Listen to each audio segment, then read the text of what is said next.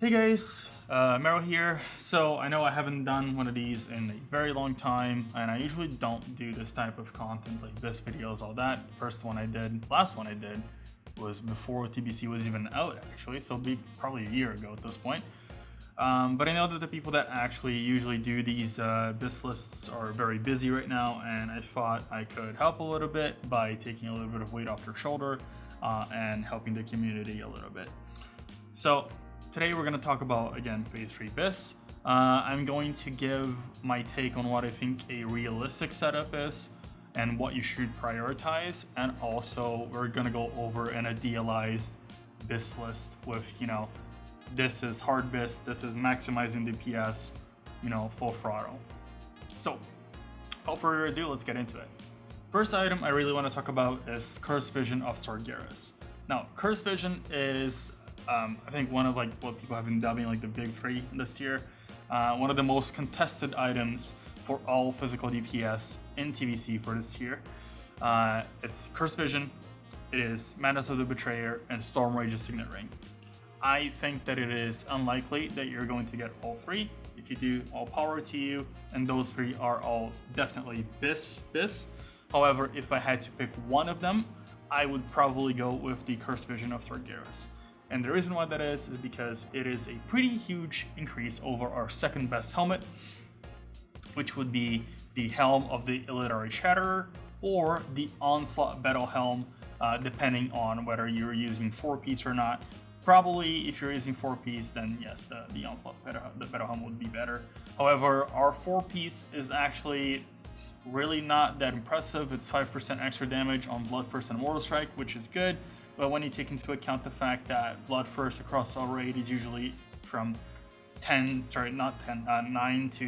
11% of your total damage, you can see that this becomes not that huge of an increase. What we end up having is a scenario where individual DPS pieces are actually give more damage overall than going for your set bonuses. So, and this is because we have very, very, very strong individual off pieces, which are also plate, so we don't have to compete with them for anyone else other than DPS warriors. Anyhow, I digress. We're still talking about Cursed Vision. It is a 20 DPS upgrade over Illidari in most of the sims that I've run.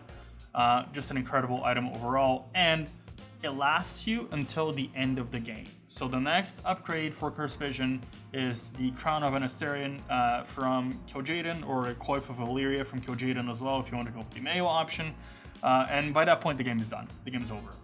So I would say Cursed Vision out of the big three, just because Storm Rage Signet, you do have options for it that are pretty good. And you can replace it next tier with Primal Wrath from ZA. Also, Madness is a really good item. However, the difference between Tsunami Talisman and Madness isn't that huge, and not getting Madness now means that you can probably have a better case for yourself for when Sunroll drops and you really want that Black and Naru sliver. So that's point 2. And also, and that's why, basically. That's why you really want to go with Cursed Vision. I hope I've made my point clear. Anyway, I'll stop rambling and go on to the next item, which is the Choker of Serrated Blades. Really strong item, gives us 175 armor pen, which is really good, 37 stam, which is really nice, 70 attack power. In terms of straight DPS, this isn't the best option. As we'll see later, the Choker of Endless Nightmares actually is the best option. However, if you go to a fight club, people are often talking about this, go back and forth. The fact that Choker of Endless Nightmares doesn't have stam, and it also the fact that it gives you hit rating, which we really don't need because we'll have loads of it in Phase 3 gear. Basically, they kind of take some of the value away from Choker of Endless Nightmares, and the fact that it's also contested, right? So those factors combined kind of lead us towards Choker of Serrated Blades, which is also a trash drop, so it is going to be more plentiful, and you are going to be more likely to get it than Choker of Endless Nightmares, which just drops from a boss, Supremus. Also, it's a really good neck for PvP, so keep that in mind. Our next option is the Onslaught Shoulder Blades, and Onslaught Shoulder Blades, the shoulders are amazing. Really good item, though they are also highly contested. There really isn't a second option for this. You're really gonna want them. And so because they are highly contested and because our tier is the most contested tier token, because we're sharing it with hunters and we're sharing it with shamans, this is an item that you really wanna prioritize. I also think, if I'm not mistaken, hunters really want their shoulders. So again, something to keep in mind, if you're in a guild and you have to play things strategically, highly advised to go for these up high in your list. Also, really good upgrade over the current piece that we have, which are the T5 shoulders. Next up is the Shadowmoon Destroyer Drape. Really good item, however, highly contested. It's basically BiS for most of the classes, most of the physical damage dealers in this tier, so it's going to be highly contested. One thing that I would like to note is that the upgrade from Shadowmoon Destroyer's Drape to Vengeance Trap isn't that huge, right? So you're actually completely fine with just rocking Vengeance Trap, or if you have Cloak of the Pitstalker or Black Iron Battle Cloak, any of those, you can still rock it. The DPS upgrade isn't that huge, it's around 8 DPS from what I've seen, so keep that in consideration. But what I would also really like to point out is the fact that next patch with ZA, we get Dory's Embrace. And Dory's Embrace is a really good cloak, 112 armor pen, and you can buy it with badges, so it's guaranteed. So really, I wouldn't stress too much over Shadowmoon Destroyers. If you get it, sure, that's cool. But if not, in a little bit, you're gonna have a guaranteed option to switch to, which is basically just as good. Next up, we have the Onslaught Breastplate, which is an amazing item. Like we said, 53 strength, 34 agi, 54 stam, 3 sockets, 126 armor pen. We want this. There's no second option that comes close. And again, this is a contested items with hunters, if I'm not mistaken.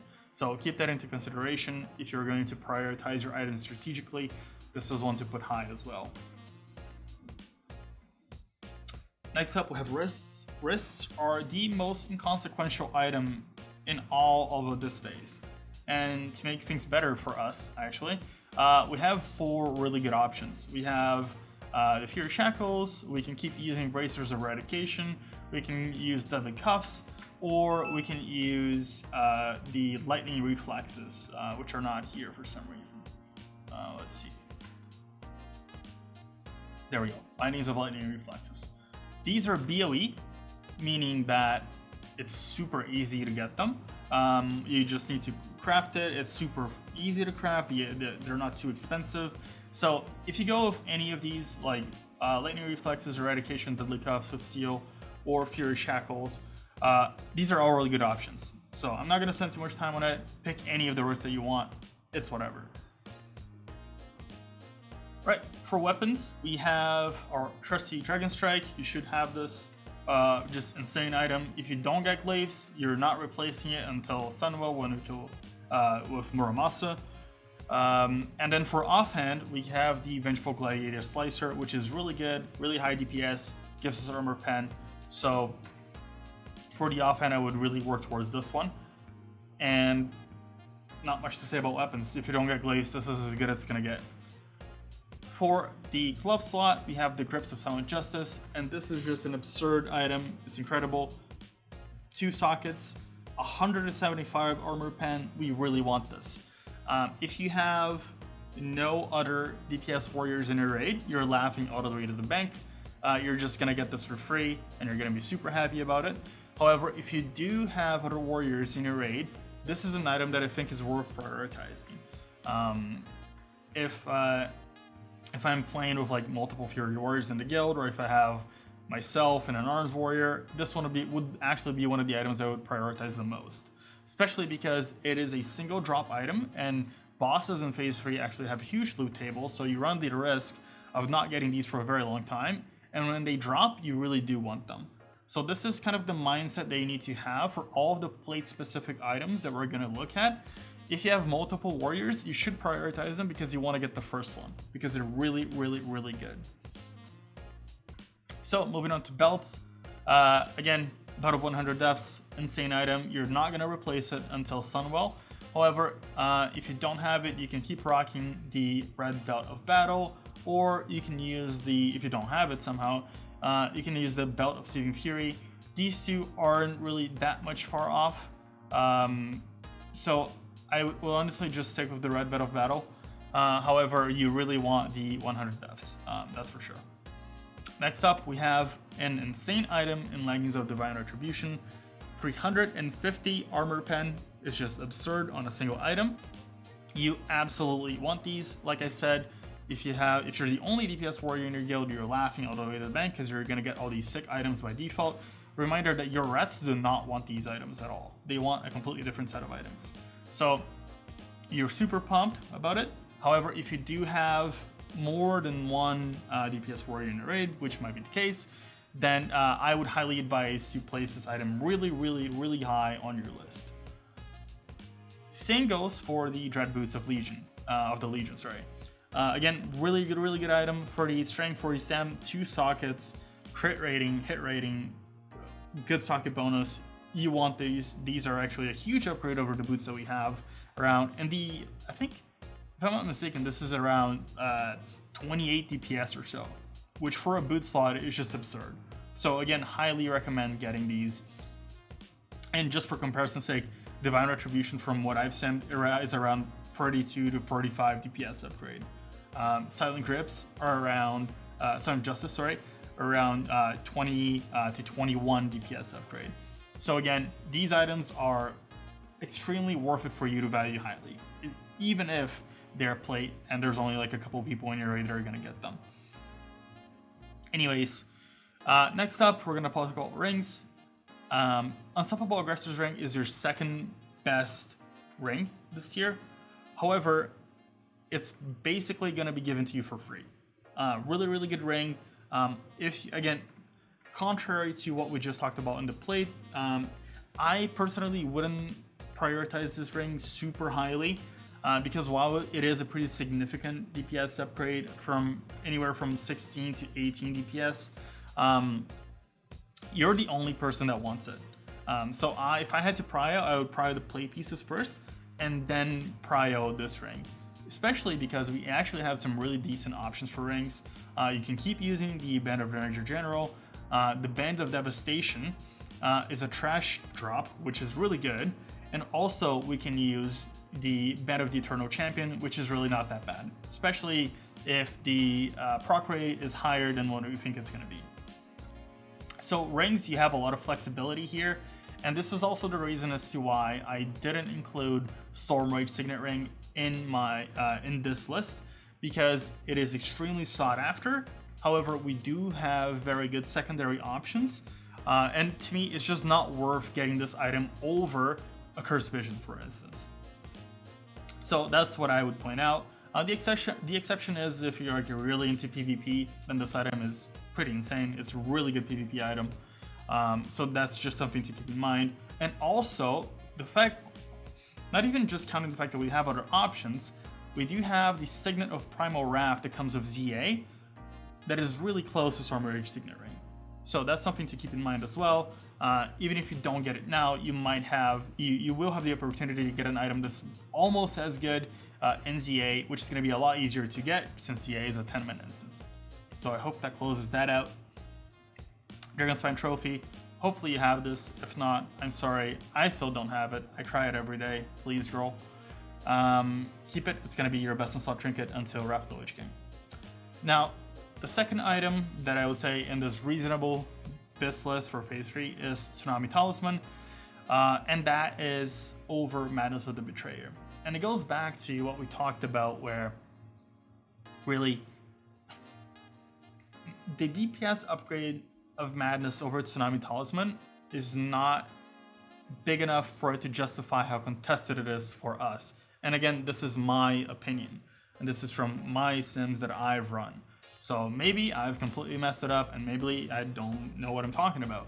However, if I had to prioritize an item, it wouldn't be madness. I would leave it to other people, like hunters who really want it, for instance. I know this is like really integral to how they hit their hit rating, for instance, and for us, it really doesn't matter that much. So again, madness, really, really good item. Yes. Is it worth it to prioritize over something else? Probably not, in my opinion. And also consider the fact that if you're lucky enough to have a badge, for instance, you're actually going to use badge quite often as your second trinket with DST, especially in cleave fights. And so that's something to consider as well. And in that case, you'd be taking madness out and it would lose a lot of its value.